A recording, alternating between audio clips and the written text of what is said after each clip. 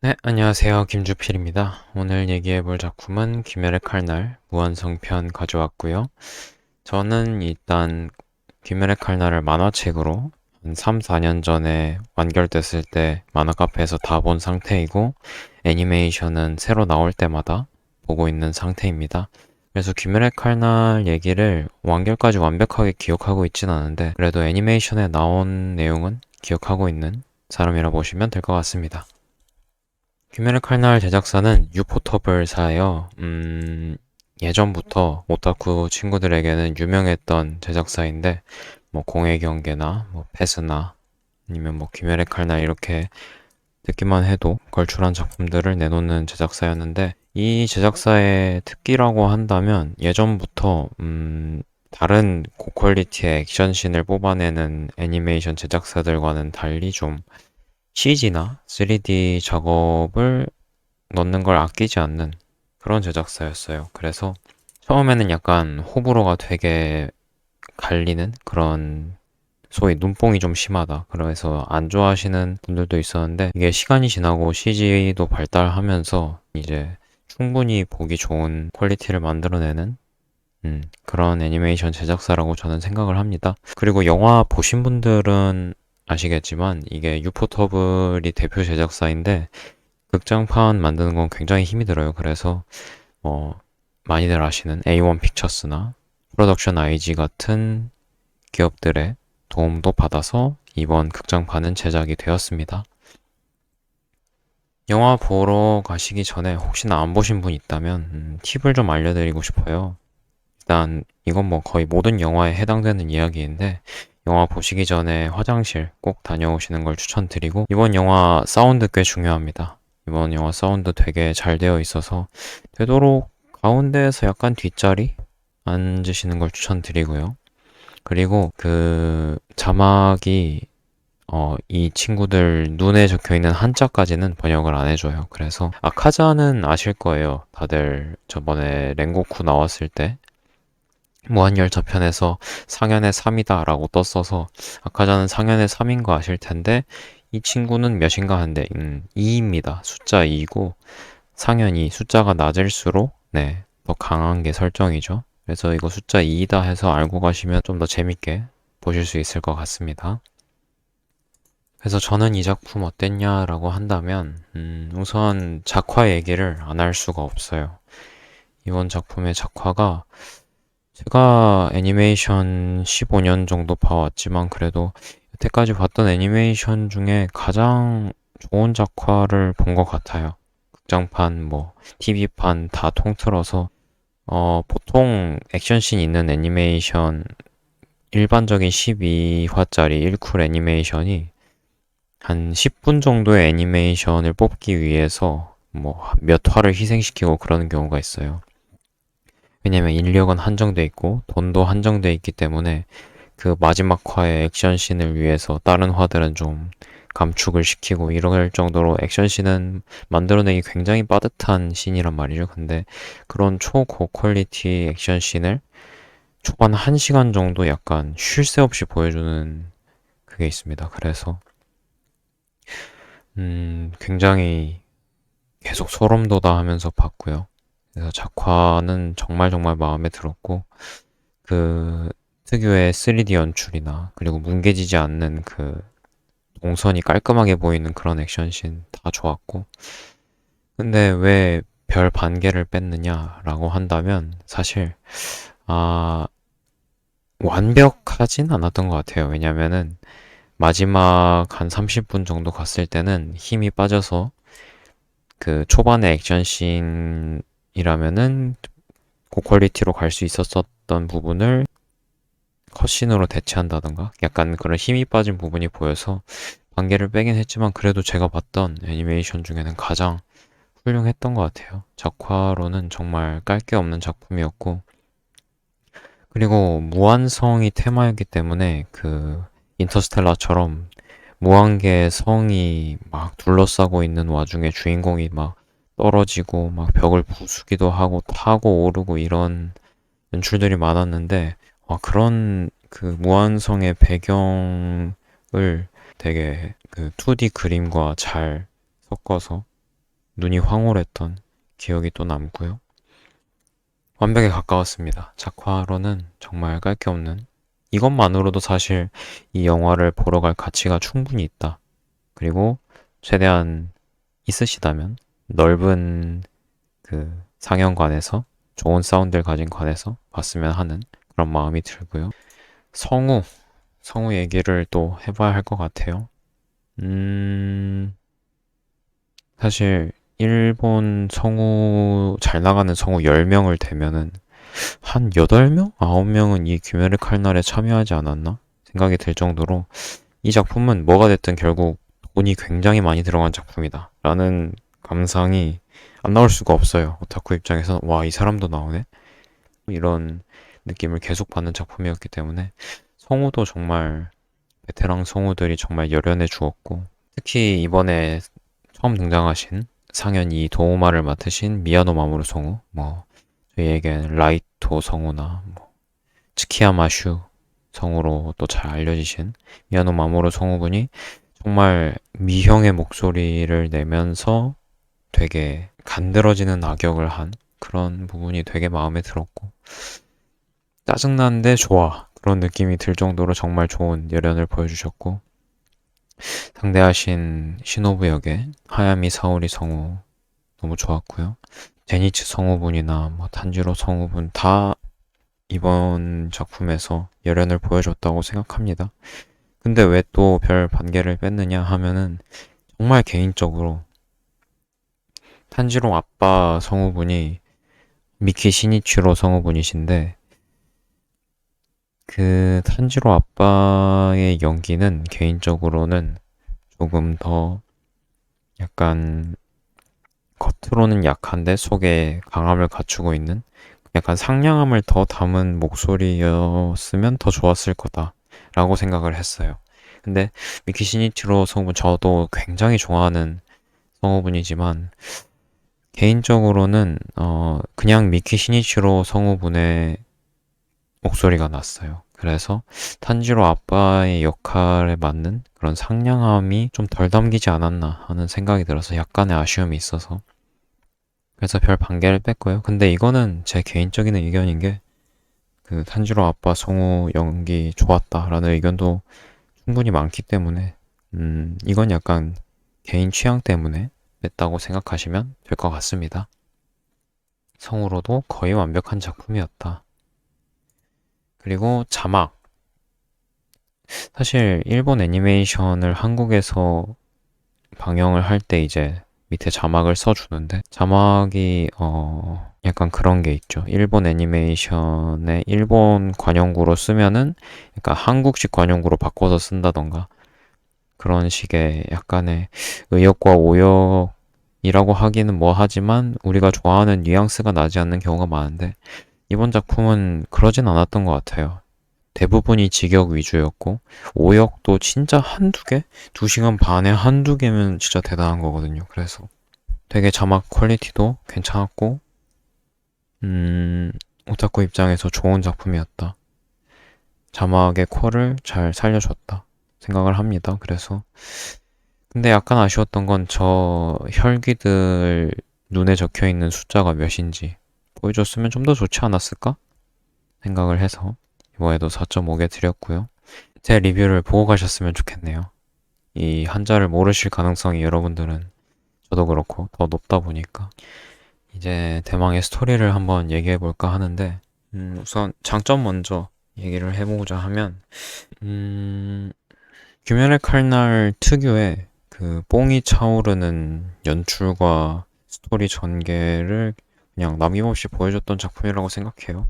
초반부터 계속 몰아치면서 뭐 지금부터는 스포일러가 될 수 있습니다. 만약에 이 작품을 안 보셨다면 보고 나머지를 들으시는 걸 추천해요. 이 스토리를 크게 세 갈래로 나누자면 이제 시노부와 도우마, 상현 2랑 시노부랑 싸우는 거랑 이제 제니츠랑 그 상현 6이랑 싸우는 거랑 그리고 마지막으로 상현 3이랑 이제 기우와 탄지로가 싸우는 거 세 가지로 나눌 수 있을 것 같은데 세 가지 모두 풍부하게 잘 보여줬다고 생각하고 시노부 서사도 되게 좋았고 본인의 컴플렉스나 그런 것들을 계속해서 마주하는 시노부의 불굴한 의지, 그런 부분도 좋았고, 제니츠가 평소에는 우리 찡찡거리던 제니츠가 자기 사형이 여기 있음을 알고 평소와는 다른 텐션을 가져가면서 진지하게 마주하고, 그리고 제니츠 부분 서사는 거의 완벽하지 않았나 생각을 해요. 개인적으로 이전부터 사형에 대한 언급이 있었고, 제니츠가 그 사형과 잘 지내보려고 본인의 기술을 연마했던 부분이나 이런 부분도 굉장히 감동적이었고, 그리고 제니츠가 사형을 무찌르고 나서 저기 할복한 할아버지를 삼도천에서 만나죠. 만났을 때 이제 할아버지의 표정을 안 보여주다가 할아버지가 너는 내 자랑이다 했을 때 뭉클했습니다. 정말 감동적이었고, 이전부터 보여줬던 서사가 약간 제니츠의 서사가 마무리되는 그런 느낌을 받아서 굉장히 마음에 들었습니다. 개인적으로 아카자의 서사도 이따가 단점편에서 말할 테지만, 물론 뻔한 부분이 있었지만 그래도 괜찮았던 것 같아요. 이게 행복의 법칙이란 게 있잖아요. 이야기가 너무 행복해지면 갑자기 큰 불행이 찾아오고, 그런 거를 너무 정석으로 따라가서 아쉬운 게 있었지만 그래도 이 타이밍에서 이게 이렇게 된다고 하면서 약간의 깜짝깜짝 놀라게 하는 그런 것도 있었고, 아카자의 마무리나 와, 얘 진짜 못 쓰러뜨리는 거 아니야? 생각이 들 정도로 몰입하게 하는 그런 스토리 부분에서는 충분히 장점이 있는 작품이었다고 생각을 하고요. 이제 단점과 총평을 얘기를 하자면, 개인적으로 사실 스토리는 아쉬운 부분이 좀 많았습니다. 일단 가장 크게는 싸울 때, 액션씬에 들어갔을 때 이게 귀멸의 칼날이 계속되다 보니까, 보통 액션씬에서 새로운 기술이 나올 때 전 두 가지 중에 하나라고 생각을 해요. 액션씬에 들어가기 전에 빌드업을 쌓는 거죠. 이런 기술을 연마해야겠다 생각을 하고 하는데 잘 안 됐다가 이게 실전에 들어갔을 때 해낸다던가, 아니면 옛날에 썼던 기술을 여기에서 새롭게 활용을 한다던가, 그런 식으로 언급이 있었는데 액션씬에서 써먹는 그런 연출이 있다고 생각을 하고, 그리고 후자는 귀멸의 칼날에서 좋아하는 연출인데, 싸우다가 갑자기 독자 입장에서는 처음 보는 과거의 일을 꺼내요. 그래서 과거에 이런 일이 있었고 내비치는 세계란 게 있는데 이걸 써먹을 수 있다라는 거를 전투씬 도중에 회상으로 집어넣어서 그럼 내비치는 세계를 써야겠다 하고 신기술을 쓰는 거가 있는데, 귀멸의 칼날에서 이 후자를 되게 좋아하는데 저는 이게 계속돼서 약간 아쉽다는 생각을 받았어요. 왜냐하면 사실 이게 액션씬이어서 그렇지 추리소설이었으면은 아예 떡밥을 안 던져놨는데 갑자기 주인공이 해결씬에서 이런 게 있었습니다 하고 갑자기 새로운 증거를 가져오는 것처럼 약간 어처구니 없는 일이거든요. 그래서 그렇게 남발하지 않았으면 좋겠는데, 이런 식의 회상을 통해서 갑자기 강해지는, 주인공도 그렇고 다른 사람도 그렇고 강해지는 신들이 많다 보니까 약간 이 정도 되면 회상이 능력이 아닌가? 라는 생각이 들 정도로, 회상씬 나오면 이제 얘는 신기술 쓰겠다, 강해지겠다, 이런 것들이 예상이 되는 그런 부분이 조금 아쉽게 다가왔고요. 제가 가장 좋아하는 액션씬이 귀멸의 칼날 1기에서 저 거미소년 무찌를 때였는데, 그때도 물론 회상 많이 있었지만 그때는 되게 신선하게 다가왔고 펑펑 울었거든요. 근데 이게 귀멸의 칼날이 계속되다 보니까 이 비슷한 메커니즘에 의해서 약간은 질리게 된 게 아닌가 하는 개인적인 감상이 있고요. 그래도 제니츠의 싸움씬은 좋았어요. 왜냐면 과거에도 사용 언급이 있었고 그거를 약간 꺼내서 발전시킨 느낌이었기 때문에 이 정도만 돼도, 이 정도의 언급만 있었어도 충분히 받아들이기 괜찮지 않았을까 하는 생각이 들고요. 그리고 약간의 설정에서의 아쉬움, 개연성이라고 해야 되나? 예를 들어 탄지로는 이제 상현을 몇 명을 쓰러뜨렸는데 아직도 주가 되지 못하고, 기우는 탄지로 움직임이 좋아졌다, 거의 주와 동일한 것 같다라고 생각하는데, 사실 실적만 보면 주의 상위권에 있어야 되는 게 탄지로 아닌가. 뭐 그런 생각도 들고, 그리고 귀멸의 칼날에서 쓰는 기술들이 막 몇 개 있는데 크게 분간이 안 간다라는 감상도 받았습니다. 물론 물의 호흡 같은 경우는 좀 잘 돼 있어요. 뭐 물방아 배기나 잔잔하게 배기 이런 것들은 되게 특색 있고 좋은데, 근데 뭐 다른 기술들 뭐 전기라던가 이런 부분은 사실 막 3형이랑 4형이랑 뭐가 다른지 모르겠고 크게 분간이 안 가네? 라는 약간의 아쉬움도 받았었고요. 그리고 아카자의 경우는 목을 베었는데도 어떻게 살아 있었죠. 이게 목을 베면 죽는다라는 큰 설정을 갖고 있는데 이제 처음에는 이제 목이 딱딱해서 안 베이기 시작하더니 이제 아카자의 경우에는 목을 베었는데 그래도 상현 3이니까 어떻게 죽지 않았다. 부활각을 볼 수 있었다. 로 되는데 글쎄요. 무잔이라면 모르겠는데 이 설정에 대한 설명이 조금 더 있었으면 받아들이기 쉽지 않았을까 하는 생각이 들었습니다. 그거를 사념이라고 설명을 한다면 뭐 넘어갈 수는 있겠지만 그런 부분이 조금 아쉬웠고요. 그리고 이제 40분 정도 영상에서 비중 있게 다뤄지는 아카자의 서사 부분에서 물론 아카자가 이제 사범이나 아내나 아버지처럼 같은 곳에 갈 수 없고 자기는 지옥에 갈 것이다 라고 얘기를 했지만 그래도 이제 사람일 때 60명을 죽이고 오니가 됐을 때 수없는 사람을 죽인 오니로서 다른 오니들도 그랬지만 이제 이런 스토리가 있었다라고 생각이 되는 부분이 있는데 아무리 그래도 사람일 때 60명을 죽였는데 이게 세탁이 되는 게 맞나 하는 약간의 꺼림칙함도 있었습니다. 아카자 서사 나쁘진 않았어요. 근데 약간의 아쉬움이 있었고 그리고 아까 말씀드렸던 후반에 갔을 때 약간 힘이 빠진 것 같다라고 느꼈던 부분 그런 부분이 있었고 그래서 사실 기승전결의 템포로만 따지면 무한열차가 조금 더 스토리 면에선 낫지 않았나라고 저는 생각을 하는데 뭐 이 작품이란 게 종합적인 거잖아요. 이 스토리로만 평가할 수 있는 게 아니기 때문에 그리고 이제 시노부 큰 스포일러입니다. 시노부가 죽고 나서 그 까마귀들이 얘기를 했을 때 저는 개인적으로 시노부랑 기유의 약간의 커플링이 있지 않았나라고 생각을 했는데 기유가 되게 담담하게 받아들이더라고요. 그래서 이 부분은 좀 아쉽다라고 생각했습니다. 조금 더 뭔가 분노나 반응이 있었으면 좋지 않았을까 하는 아쉬움이 있고요. 그리고 그런 느낌을 받았어요. 일본이 되게 좋아하는 스토리를 썼다라고 생각을 하는 게 되게 자살이나 자해 관련된 내용이 꽤 들어가 있어요. 한 3개 정도 들어가 있는데 글쎄요. 일본에서는 되게 숭고하고 결백함을 증명하기 위해서 막 자살을 하고 이런 걸 되게 멋지게 보는데 근데 사실 우리나라 사람 입장에서는 그렇게까지? 라고 생각할 만한 부분이 없지 않아 있지 않았나 하는 생각이 들고 그런 부분은 약간 감성이 안 맞지 않았나 그래서 스토리 부분은 개인적으로는 조금은 아쉬웠다.